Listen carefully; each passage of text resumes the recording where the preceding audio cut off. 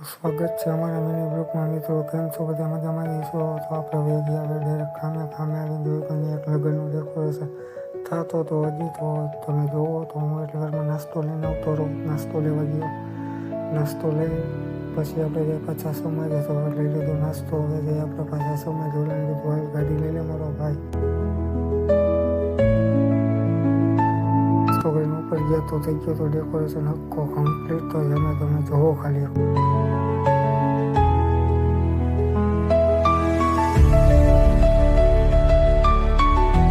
થઈ ગયો. આપણને લાગી બધી ફાંકીને તળે તો આપણે વયા ફાંકી લેવા જતા હતા એટલે ઘરમાં નીચે એન્ટ્રી કમ્પ્લીટ થઈ ગઈ. તમે એન્ટ્રી જોવો.